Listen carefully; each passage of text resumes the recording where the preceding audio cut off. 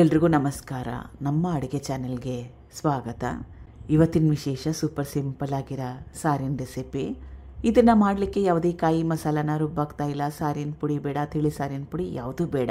ಆದರೂ ಕೂಡ ಸಕ್ಕ ಟೇಸ್ಟಿಯಾಗಿರುತ್ತೆ. ಇದು ಬಿಸಿ ಅನ್ನ ಜೊತೆಗೆ ಒಳ್ಳೆ ಕಾಂಬಿನೇಷನ್.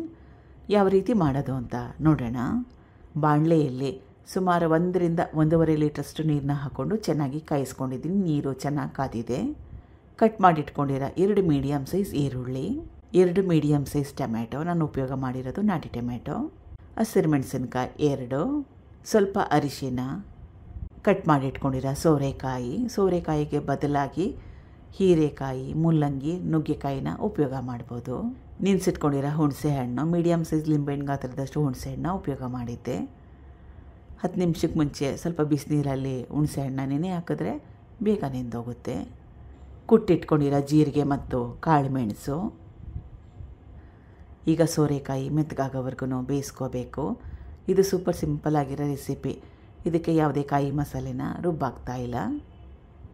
ಈಗ ಸೋರೆಕಾಯಿ ಚೆನ್ನಾಗಿ ಬೆಂದಿದೆ, ಮೆತ್ತಗಾಗಿದೆ.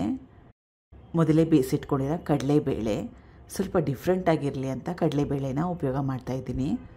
ಕಡಲೆಬೇಳೆನ 1 ಅವರ್ ನೆನೆಸಿ ಕುಕ್ಕರಲ್ಲಿ 3 ರಿಂದ 4 ಸೀಟಿ ಕೂಗಿಸ್ಕೊಂಡಿದ್ದೆ. ಯಾಕಂದರೆ ಕಡಲೆಬೇಳೆ ಚೆನ್ನಾಗಿ ಮೆತ್ತಗಾದರೆ ಒಳ್ಳೆಯದು. ಚೆನ್ನಾಗಿ ಮ್ಯಾಶ್ ಮಾಡಿ ಉಪಯೋಗ ಮಾಡಬೇಕು, ನುಣ್ಣಗೆ ಮಾಡಿ ಉಪಯೋಗ ಮಾಡಬೇಕು. ಅಥವಾ ಬೇಯಿಸಿಟ್ಕೊಂಡಿರೋ ಕಡಲೆಬೇಳೆನ ಮಿಕ್ಸಿಯಲ್ಲಿ 1 ರೌಂಡ್ ಹಾಕಿ ಉಪಯೋಗ ಮಾಡಿ. ಮತ್ತಷ್ಟು ಚೆನ್ನಾಗಿ ಬರುತ್ತೆ ಸಾರು, ಹೊಂದ್ಕೊಳ್ಳುತ್ತೆ ಕೂಡ. ರುಚಿಗೆ ತಕ್ಕಷ್ಟು ಉಪ್ಪು. ಕುದಿಸ್ಕೋಬೇಕು ಇವಾಗ ಚೆನ್ನಾಗಿ. ಈಗ ರುಚಿಯಾದ ಕಡಲೆಬೇಳೆ ತರಕಾರಿ ನೀರು ಸಾರು ರೆಡಿಯಾಗಿದೆ.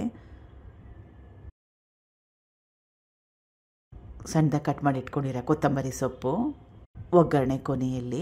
ಒಗ್ಗರಣೆಗೆ ಎಣ್ಣೆ, ಸಾಸಿವೆ, ಒಣಮೆಣಸಿನ್ಕಾಯಿ, ಕುಟ್ಟಿಟ್ಕೊಂಡಿರೋ ಬೆಳ್ಳುಳ್ಳಿ, ಕರಿಬೇವಿನ ಸೊಪ್ಪನ್ನ ಉಪಯೋಗ ಮಾಡಿದ್ದೆ. ಟ್ರೈ ಮಾಡಿ ನೋಡಿ ಒಂದ್ಸಲ, ಬಿಸಿ ಅನ್ನದ ಜೊತೆಗೆ ಚೆನ್ನಾಗಿರುತ್ತೆ.